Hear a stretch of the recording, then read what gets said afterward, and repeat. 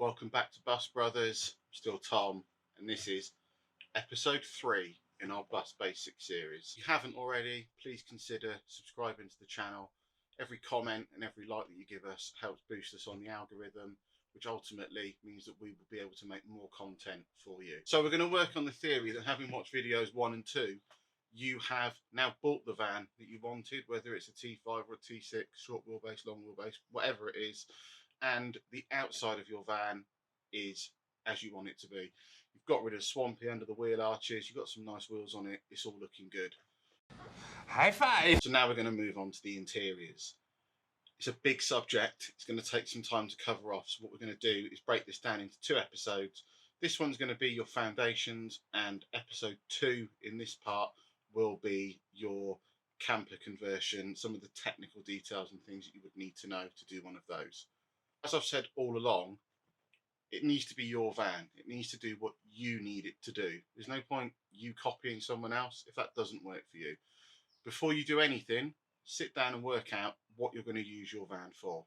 So are you going to use it for working? Is it going to be for carrying passengers? Is it going to be a family workhorse? Is it going to be a camper van? What do you want your van to do?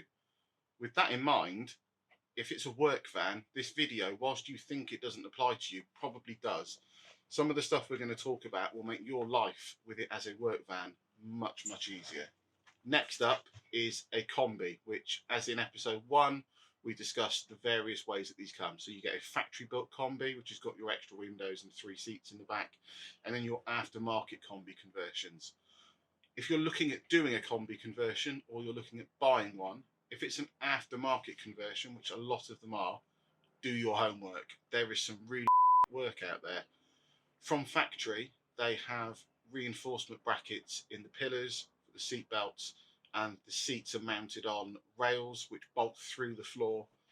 I've seen some absolutely horrendous work out there where people are hoping that some chipboard screws into some ply are going to save you from an accident. They're really not, and it is not worth about. Do it right, do it properly. So you'll see a lot of stuff that says day van or camper van. They're vaguely similar, but it's worthwhile breaking it down if you don't know. So a day van, in theory, is what it says. It's a van for a day. So if you're into fishing, surfing, kiteboarding, paddleboarding, whatever it is you're into, a day van is built with the purpose of going out and doing that. So you will find they've normally got an electrical system in the back, whether it's lighting or an ability to charge something. They'll have storage, whether it's under a seat, which you'd also normally see in the back, or some of them have got like racking built into the roof, surfboards and paddleboards. You often won't find things like a fridge and stuff in there, but more likely you would see like a cool box. Next step up is a camper van, which is similar to a day van. Like I say, they are very similar. Camper van, which you would expect to see a rock and roll bed, which is something that we will cover off in the next video in more detail. Storage, a sink, cooking provisions, something that you could spend overnight in, a few days or a few weeks, depending on what it is you want to use your van for. So one thing you need to ask yourself in all of these situations is, do you want to be able to stand up in the back of your van? As standard, unless you are one of Snow White's 7 dwarfs, you are not going to be able to stand up in the back of one of these vans. You've got a few options. You've got a mid-top, a high top, a crop top, and a pop top. Mid-height roof, which is about 150mm or 6 inches taller, and then did a high top roof, which is the big tall ones you'll see. They will give you the ability to stand up in the back. Mid roof, not so much. So of course you can do a high top aftermarket. Why? I don't know. I personally don't see the use of them. They make your van almost impractical whilst trying to be practical. So height restrictions, you're automatically not going to get in car parks. If you go on Eurotunnel or a ferry, it's going to cost you more because your vehicle will be that much taller, and they're f***ing ugly. Next up, and most popular by a long way, is the pop top. You'll see a lot of these vans out there, and it probably gives you the best of both worlds. Essentially, what they do is they cut the inside of your roof out, picture it like a very, very big sunroof, and then they bolt a roof system into place. These have the advantage of only adding between 5 and 10 centimetres to your overall height. There are some that are much, much lower. The new Skyline, Skylow, I think it's called, is almost completely flush. But All of these roofs roughly work the same. All of them fold down, and then when you need to, they pop up. Hence why they're called a pop top. Most have the ability to have additional sleeping in them. So you can make your van, if you've got 2 people sleeping downstairs and 2 at the top, it's a 4-berth van. The other option, and one of the things that you can get, is an elevating roof board. So essentially it's a pop top within a pop top. So your pop top goes up. You can lift the board up as well, so that it gives you maximum headroom. And then when you want to sleep in it, you can pull your inside one down and you've got your sleeping deck. With pop tops, do your research. There's a lot of different ones out there. It's the age-old adage of cost versus quality. Potentially look for a crash-tested one. In my mind, it's worth spending that little bit more for the reassurance of that. Ones that spring to mind, Skyline and Remo, both crash-tested, but again, you pay a little bit more for them. With your pop top, it is always worth paying someone that knows what they're doing to do it. People have done it themselves, but do you really want to be taking an angle grinder to your pride and joy? These vans aren't cheap. If you get it wrong, you're in trouble. Do your research on fitters. There are a lot of fitters out there. I personally, on this one, got bitten by a fitter who had great testimonials and claimed to know what he was doing, who did probably 90% of a good job. And since then, I've had a couple of issues that we've had to sort out. Do your research. Go and look at work they've actually done. That's the one thing I would recommend you do. So, as with skinning a cat, there's many, many ways that you can do the interior work on these vans. To keep it simple, I'm going to go the way that I would do it. So if you want a pop top or windows done, get them done first off. Get the dirty work, get the big work done first. With that in mind, first step, strip down. When you get your van, it will likely have had a working life, and as a result, it will probably have the ubiquitous ply lining in the back. Without fail, it will have random oil stains on it. It will be grubby. No one really knows where these oil stains come from. More often than not, the ply in the back is simply tech screwed to the braces in the back of the van. You can unscrew it, lift it out, dead simple. It's worth bearing in mind, if it's not in too bad condition, hold on to it, and we'll get on to what we're going to do with it later on. Sometimes it won't just be tech screws holding it in. You will find there are trim clips, which they're a bit of a bugger to get out. There's various different ways you can do it: screwdriver, a screw, a drill, flat nose pliers, trim removal tools. They're a bit fiddly, but once you find your groove and how you do it, you can get them done quite quick.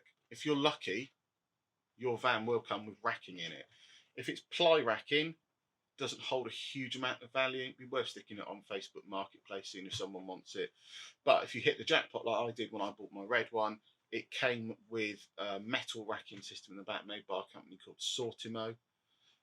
That in itself was an absolute touch. I took that out and sold it on Facebook for 250 quid within 2 hours. Maybe I sold it too cheap. Emotional damage. Once you've got your racking out, get your floor up. 9 times out of 10, these vans have a ply floor. If you've been lucky enough to have a couple of times, it will have had an easy life. If it hasn't, and your van's been owned by a carpenter, a plasterer, a builder, a ground worker, be expecting to find an absolute sea of filth under that ply floor. My black van obviously had a life before I got it, and when I took the ply floor up, it was disgusting. The only way I could get it clean was to vacuum up any loose debris, and then I jacked it up on axle stands so that it was angled backwards, and then I degreased and pressure washed it out. Even then, it still took a few hours with multi-purpose cleaner to get it somewhere near safe. You may also find that your van comes with a bulkhead, which is the big black metal bit behind your head, separating your seats from the back of the van. Now, if you're doing a Combi or a day van or a camper van, you will want to take this out. It comes out in 2 pieces. It's got bolts all the way around across the middle. The top piece comes out, bolts all the way around, and the bottom piece comes out, and then you're left with a lip that sits in the floor that's spot welded to the van. To get it out, you will need to bust your angle grinder out and get your choppy on. They are a bit of a nuisance, but get it out. You don't need it, it just gets in the way. And while you're doing it, get in the back and whip the jack mount off the rear wheel arch. They just get in the way. Tuck the jack somewhere else. I've got mine under a seat. Next up, sound deadening. Your van at this point is a metal box. Metal boxes make a lot of noise. If you've ever had the pleasure of driving a van with no sound deadening, no insulation and no bulkhead on a motorway, you will know that it is hell on earth. It's like putting your head in a tumble dryer. The way to get around this is sound deadening. And we're not talking about LED flashing. I know Dave, your mate, did it in the 90s in his transit van, but nowadays you don't need to. Get something proper. Look for silent coat, look for dodo mount, look at something like that. Essentially, it's a self-adhesive panel that sticks to the inside of your van. It sticks like to a blanket, so be careful, but you stick it straight to your metalwork. It cuts easily, Stanley knife will get through it, and you too can enjoy the pleasure of wedging it into the various cavities, taking the skin off your knuckles. Some people go nuts with sound deadening and smother their entire van in it. Truth be told, from memory, at about 60% coverage of a panel, you've done as much as you're going to get, and any results you get afterwards are fractional. It also costs a lot of money, so just be sensible where you use it. You don't need to absolutely smother it. Aside from the obvious bits in the back, you can put sound deadening in other places. You can do above the headlining in the cab. You can also do under the rubber floor in the front. You need to take the seats out, take the rubber mat out, and then get it in, get it up under the dash. That removes a lot of engine noise. Other place you can do, front doors, they are fiddly. I've got to do them on my red van because you have to get behind the window mechanism. And the most important thing once you've done sound deadening is to go on the internet and make the obligatory video by tapping your panels, which I'm going to do now for you.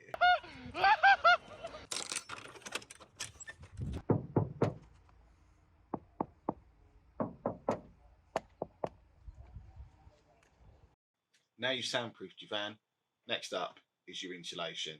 Again, Dave back in the day in his Ford Transit Passion wagon that he took your mum out in might have filled the cavities with loft insulation. Now comes the interesting part. Don't do it, it's not worth it. Loft insulation holds moisture. Moisture isn't good.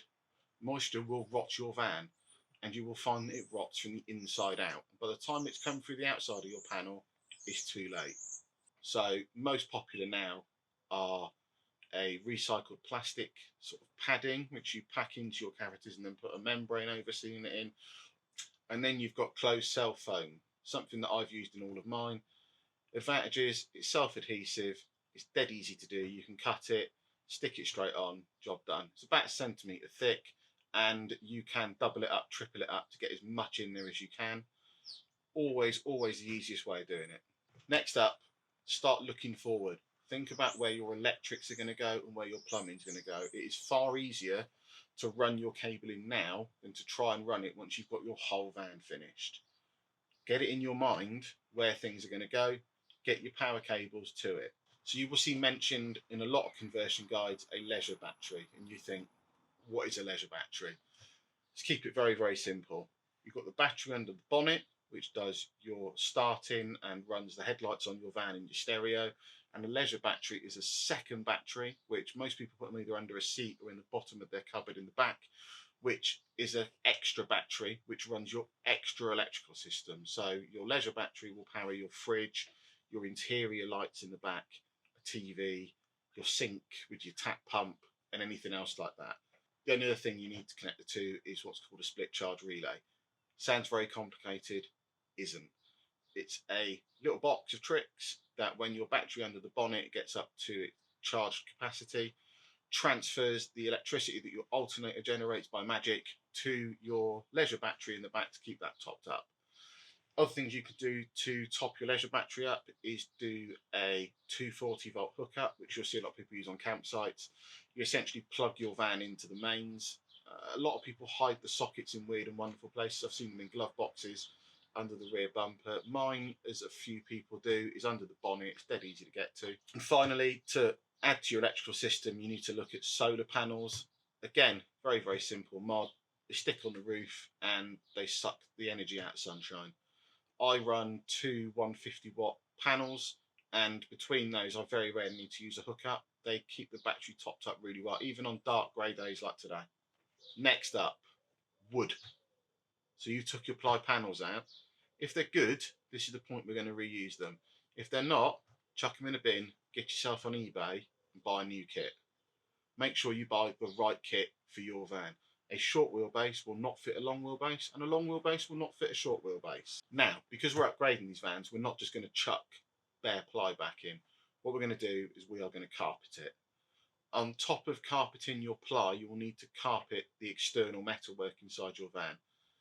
It's not an easy thing to explain in a video like this. I will try and do one at some point, but in the meantime, there are videos on YouTube showing you how to do it, and it is a real art form. The more practice you put in, the better your results will be, but you have to start somewhere. Just get on with it. Just make sure you leave yourself enough overlaps top and bottom to have yourself a bit of cut off. So the carpet we need is what's called 4-way stretch, and it's called 4-way stretch because it stretches in 4 ways. The best I've found out there is from Harrison Trim Supply, which across a panel sometimes has got up to 2 or 3 centimetres worth of stretch. So you're probably thinking, why do I need stretchy carpet? You'll find if you try doing it without stretch carpet, it's nigh on impossible. You need the ability to stretch it around some of your radius curves, and then getting into behind vents and door handles. And then when you do your overlap on the back, if you've got stretch carpet, you can pull it nice and tight and get some really crisp lines. So when you're doing your carpeting, you obviously need to stick it down. Don't mess around with anything else. What you need to get yourself is a tin of high temp spray adhesive. Dead simple. Give it a shake, spray it on the panel, spray it on the carpet, let it tack off, stick it on, pull it tight, cut it off, job done. Again, same goes for the floor. Most of these vans have got a Ply floor. If you can get away with it, reuse it. If not, get a new one. But on top of your Ply floor, a lot of people put Altro, which is a brand of like sheet vinyl flooring. Other people have used vinyl flooring or luxury vinyl tiles. It's all sorts of things you can do. But ultimately, get something hard wearing, get something that looks nice, and it will see you through, regardless of what you do to your van. So there we have it. We have now got to a point with your van where the inside is sound deadened, carpeted, and all looking good. I'll see you next time. As with everything, if you've enjoyed this video or you found it useful, please tell people about it. Like, share, subscribe, comment, and just remember your mum.